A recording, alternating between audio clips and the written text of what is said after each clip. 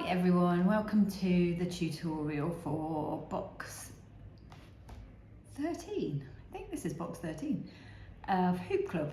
So this month we have sent you out this lovely box, and in it is this cross-stitch project from Sam Purdy, who is a cross-stitch designer from Canada, and I've wanted to work with her for a really long time because I just love her work. And if you've had a look at her Instagram or her Etsy shop, it's just, all of it is just so cute, and it's just right up my street, kind of like the folk art kind of inspired designs, and it's just simple, the colours are gorgeous, and I just love it. It's really surprising, and I just don't think there's anything else out there like it. I just think she's an amazing designer, so I'm excited about this. Now, full disclosure on this one, when I was stitching the sample, I went wrong and I added in 3 extra layers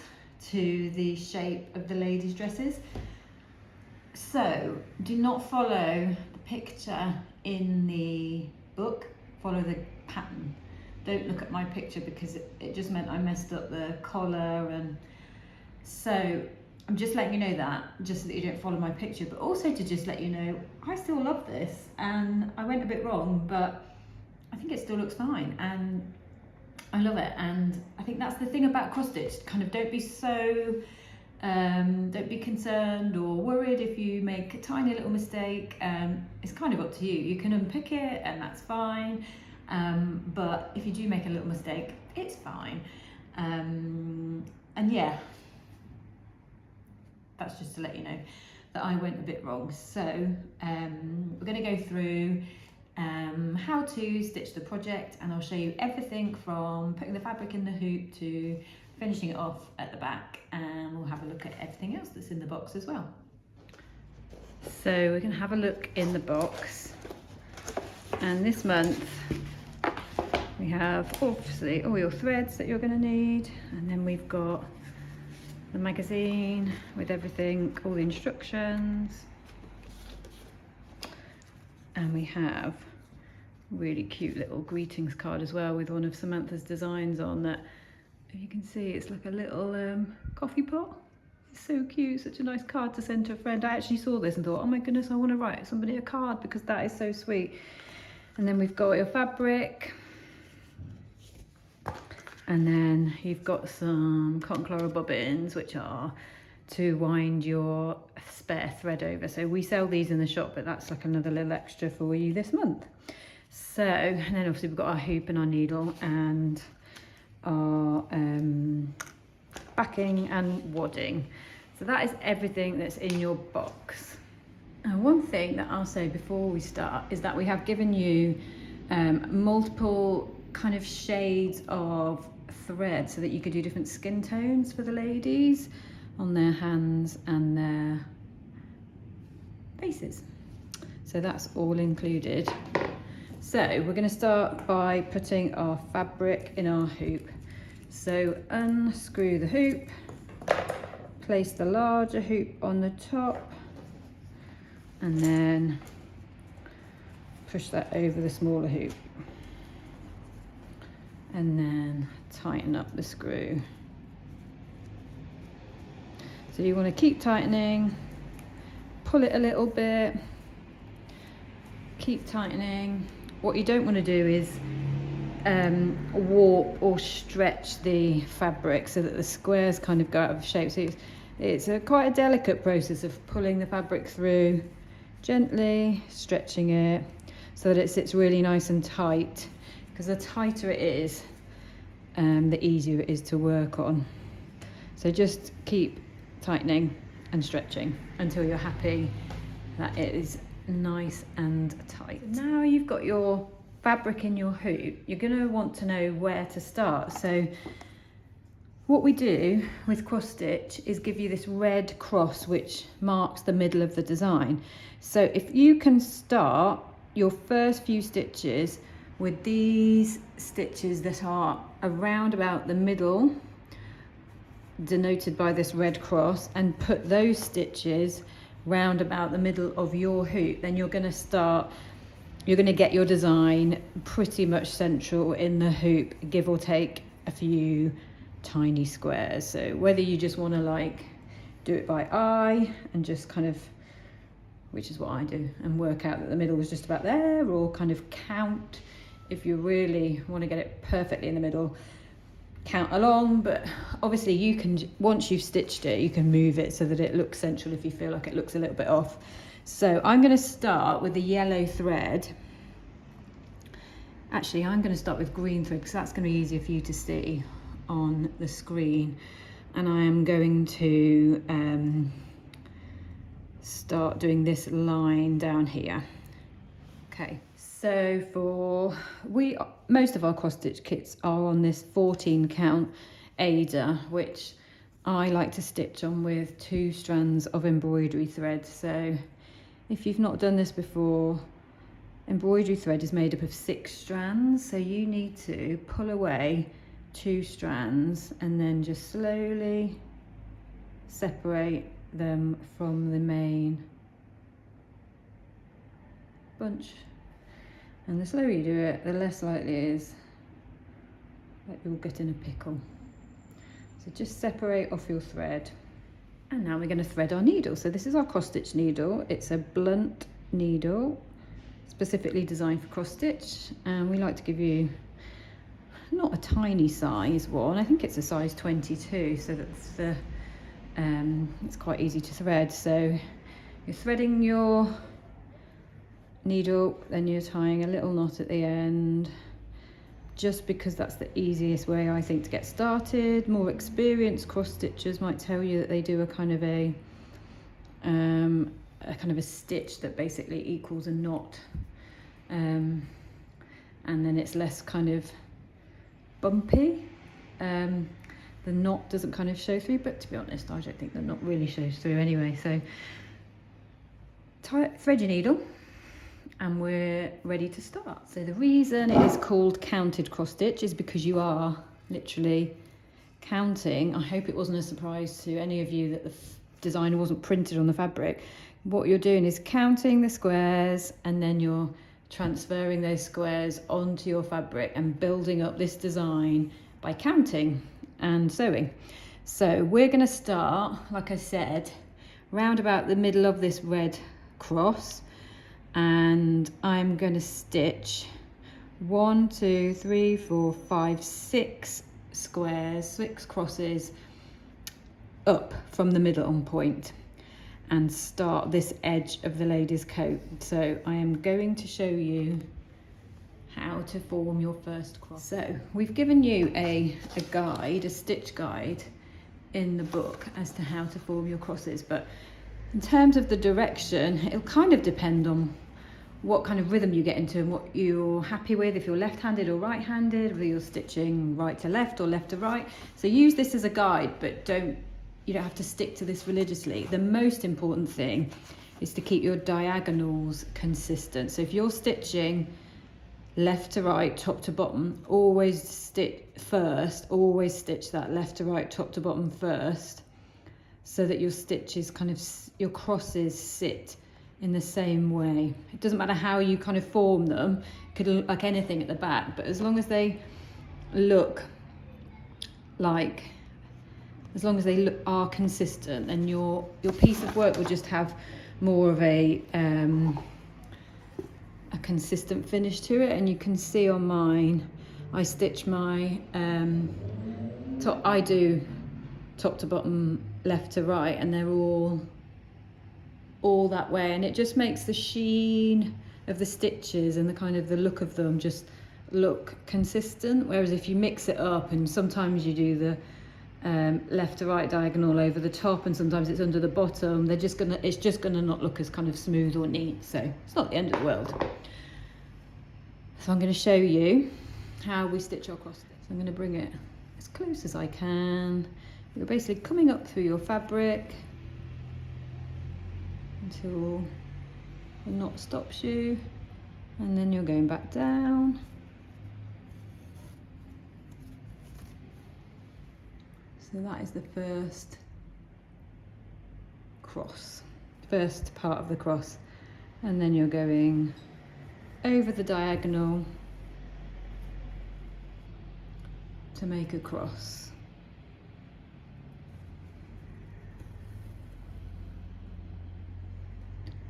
So that, if you can see it, is our first cross. So you're just forming a cross by doing 2 diagonal stitches in line with the grid, the weave of this fabric. So it's as simple as that, and I'm going to carry on then building my 6 squares that I've counted out I need to do to start that side of the lady's coat, and then I will take on the next section. And you just take it in bite-sized pieces like this. Don't be intimidated by the pattern. I mean, it's not one of the most complex patterns we do. Always keep it as simple as possible for you.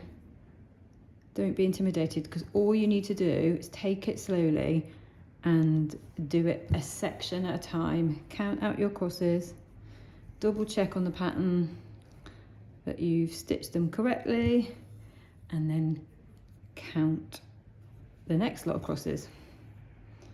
So I've done, this is my 5th,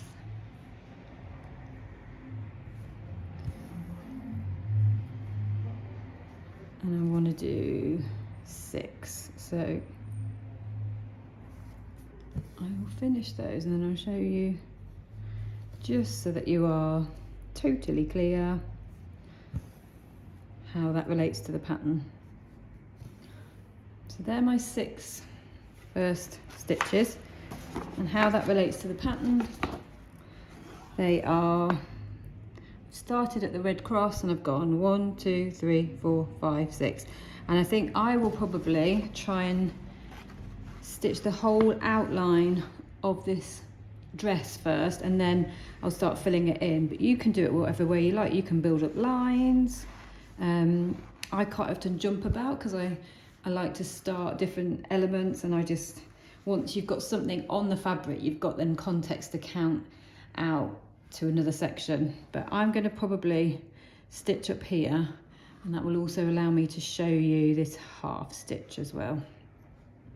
So yeah, that's our first bit done.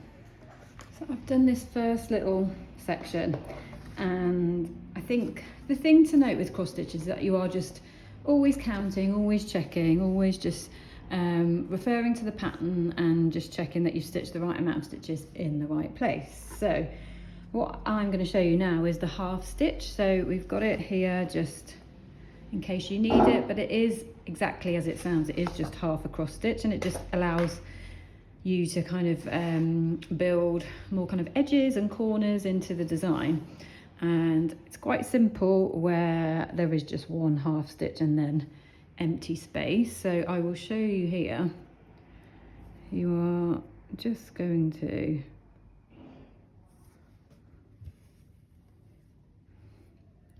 stitch half across,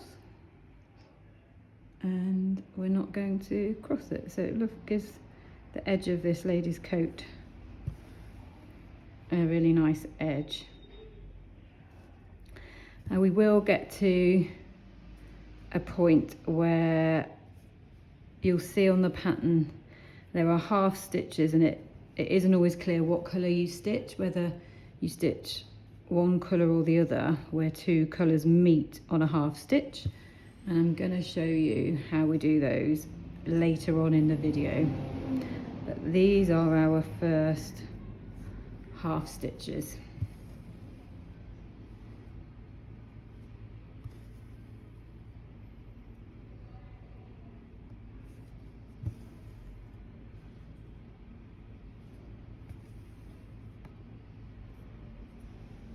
So what I'm going to show you now are the half stitches. So you can see, and the bit that I'm going to show you on is this bit of the hat, where there are 2 half stitches marked out on your pattern. So you could be confused as to say which what colour do I stitch the half stitch in? And you can either choose to do a stitch of the face skin colour and then a stitch of the brown for the hair and do them kind of side by side, or what I would suggest you do is just do the bolder colour, the colour that, so if we didn't stitch that brown stitch and we chose to stitch the skin coloured stitch, then you wouldn't have a brown stitch and it wouldn't make, the pattern wouldn't work. So stitch the kind of overriding colour to make the pattern work. So in this case, we're going to do the brown. So I'm going to show you.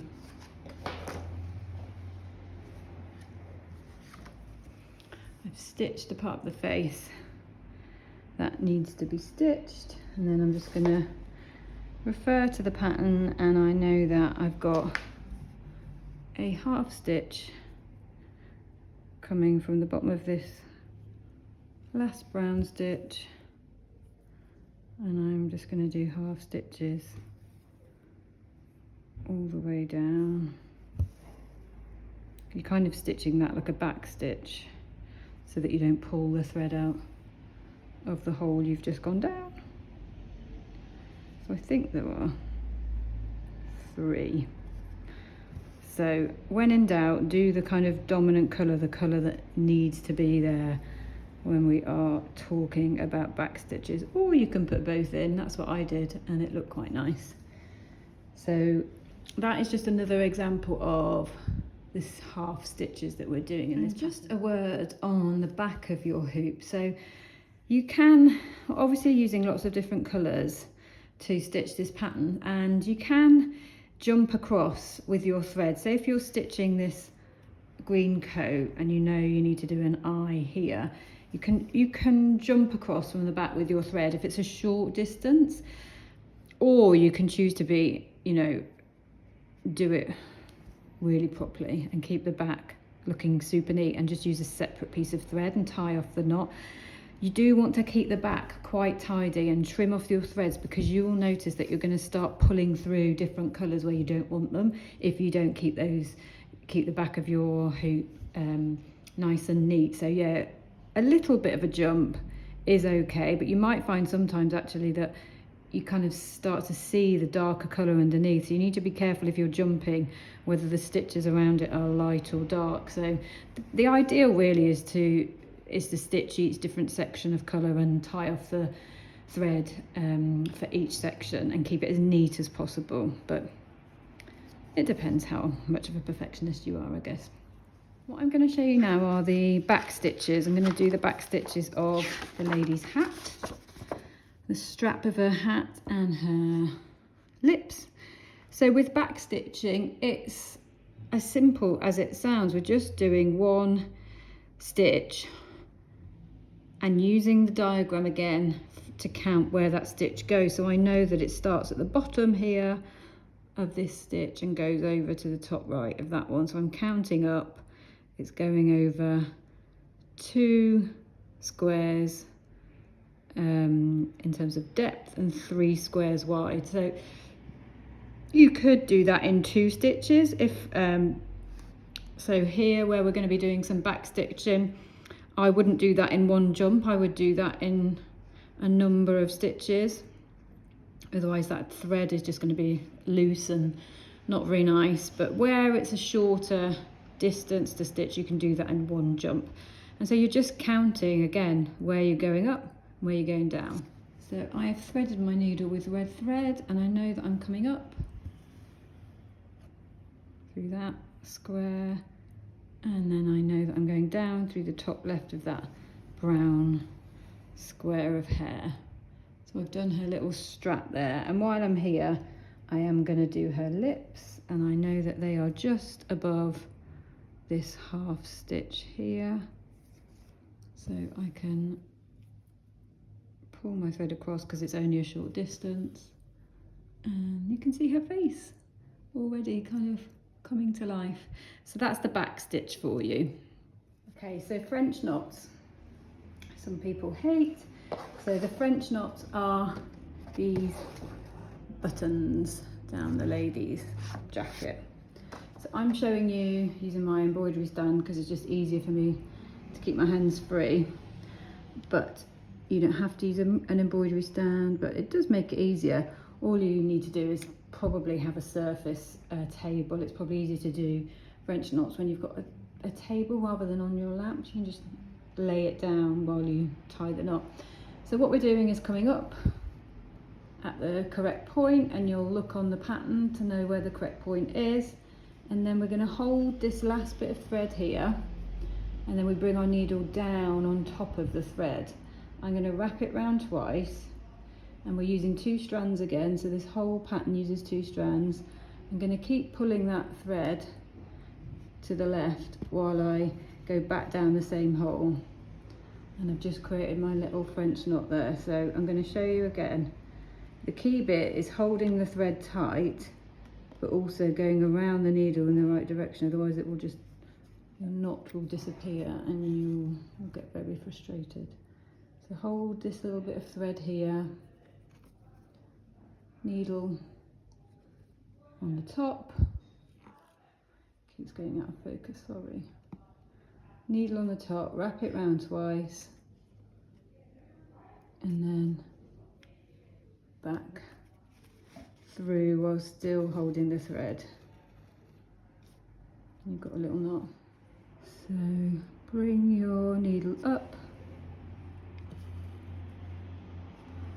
hold this tight to the left, bring your needle, put it on the thread, and then wrap it over twice, back down the same hole.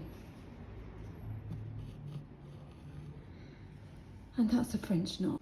Now I haven't shown you the one element of the kit I haven't shown you are these raindrops, and they are just back stitches. So look at the pattern to know where to put them, and then just little back stitches.